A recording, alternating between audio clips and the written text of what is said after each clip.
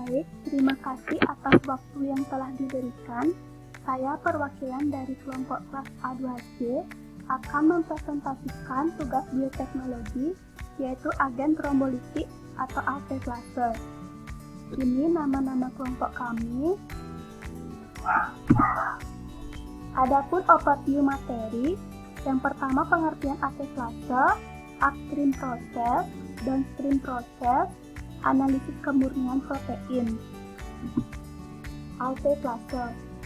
ALT klase atau tisu plasminogen aktivator atau TPA merupakan salah satu agen trombolitik. TPA adalah protease serine yang berperan dalam fibrinolisis yang mengubah plasminogen menjadi plasmin. Mekanismenya dengan cara memecah satu rantai plasminogen menjadi dua rantai yang dihubungkan oleh ikatan disulfida dan menghasilkan senyawa yang disebut plasmin. TPA juga dikenal sebagai fibrinokinase. Ini disintesis terutama pada sel endosel vaskular atau sel-sel yang melapisi bagian dalam pembuluh darah. Kemudian, upstream proses. Yang pertama ada host, protein rekombinan kompleks yang diproduksi dalam sistem ekspresi sel prokariotik seperti E. coli. Keuntungannya adalah hasil panen yang tinggi, kemudahan perawatan dan genetika yang ditandai dengan baik. Sifat dari sistem ekspresi yang berbeda telah dieksploitasi untuk menghasilkan varian TPA baru untuk memodifikasi dan memperbaiki fungsi TPA. Kemudian ada simergen. TPA dimurnikan dari cairan kultur sel melanoma manusia. Melanoma manusia secara aktif mensintesis dan mensekresikan TPA untuk digunakan pembuatan polip A mRNA. Kemudian mekanisme cloning. Sel CHO 1-5 yang mengandung cDNA dari gen TPA dibiarkan di media HAM. F12 yang mengandung TCS 10%. Selanjutnya, DNA genom diekstraksi menggunakan cis nukleon. cDNA TPA diamplikasi menggunakan extend long tensis PCR system. Reaksi ligasi antara produk PCR dan vektor T, CCZ5-7F, dilakukan dan sel E. coli TOT10F ditransformasikan.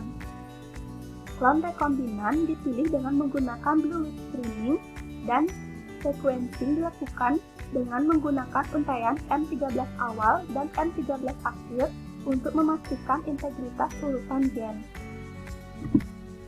Kemudian, ekspresi gen.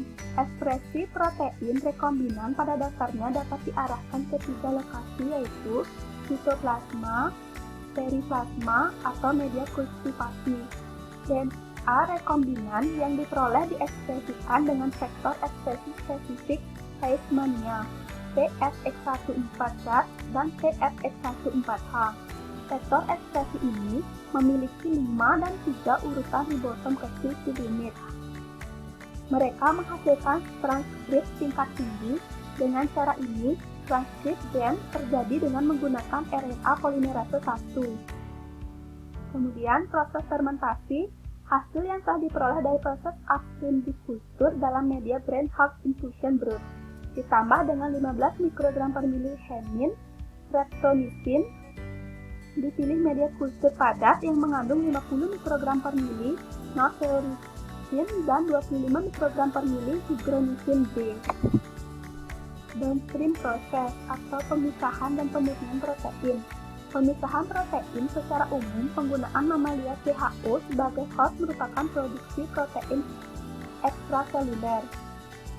Sedangkan proses intraseluler di banyak jenis sel rekombinan yaitu produk prokariotik. Setelah dilakukan proses sentrifugasi, selanjutnya dilakukan pemisahan antara media dengan sel. Pada pemisahan protein ekstraseluler yang diambil untuk diperlakukan pada proses selanjutnya adalah media yang mengandung protein target, sedangkan selnya dibuang. Kemudian proses pemurnian TPA menggunakan multiple step purification dengan langkah-langkah sebagai berikut. Yang pertama ada fermentasi, kemudian cellular recovery atau desentrifugasi, homogenization and centrifugasi, inclusion body solubilization, kemudian di ultrafiltrasi and protein recording, ultrafiltrasi, anion exchange chromatografi, ultrafiltrasi, kemudian di cis chromatografi, difiltrasi lagi, kemudian cell filtration chromatografi, efficient addition and steril purifikasi, sampai mendapatkan produk final.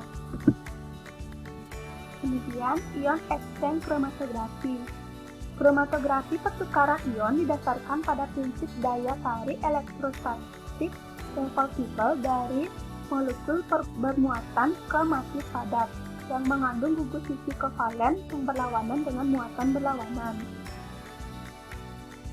Phase exclusion chromatografi juga disebut chromatografi gel filtrasi, memisahkan protein berdasarkan ukuran dan bentuknya. Karena sebagian besar protein yang difraksinasi oleh teknik ini dianggap memiliki bentuk molekul yang hampir serupa. Pemisahan sering digambarkan sebagai berdasarkan massa molekul, walaupun deskripsi massa itu agak sederhana. Kemudian modifikasi protein atau formulasi produk akhir. Kromatografi resolusi tinggi biasanya menghasilkan protein yang 98-99% murni. Tahap selanjutnya dari pemrosesan hilir memerlukan formulasi ke dalam format produk akhir.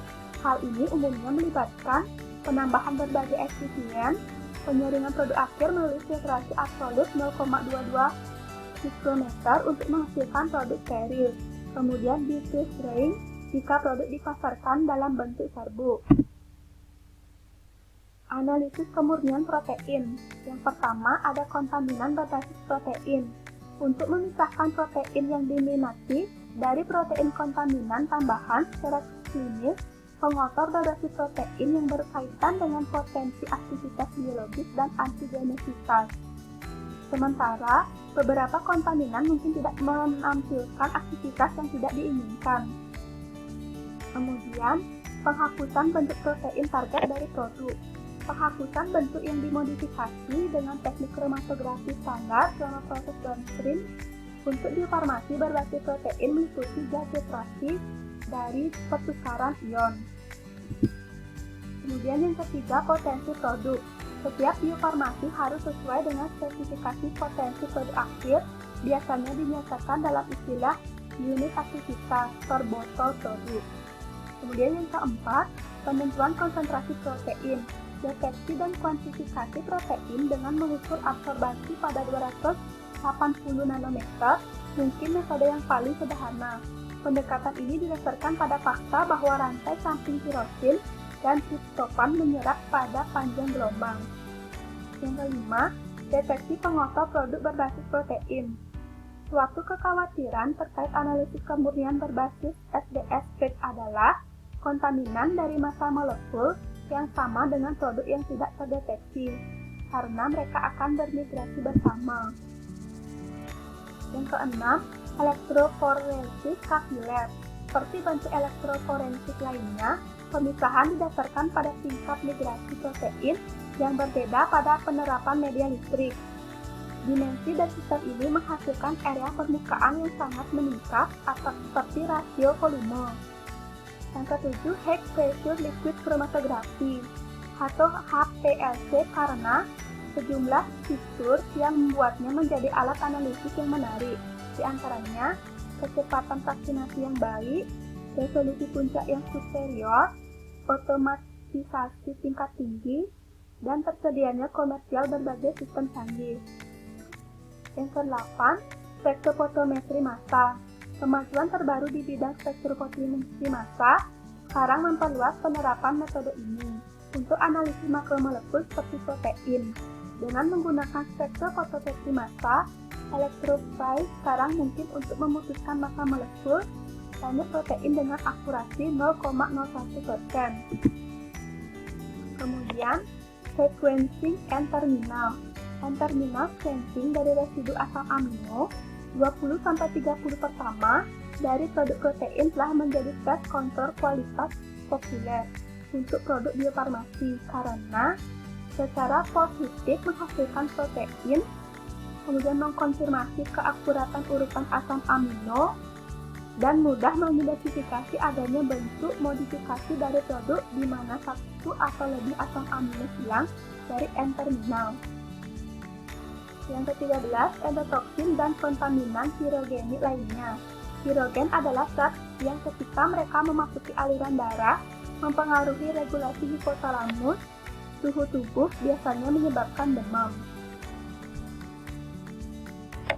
Sekian presentasi yang dapat kami sampaikan.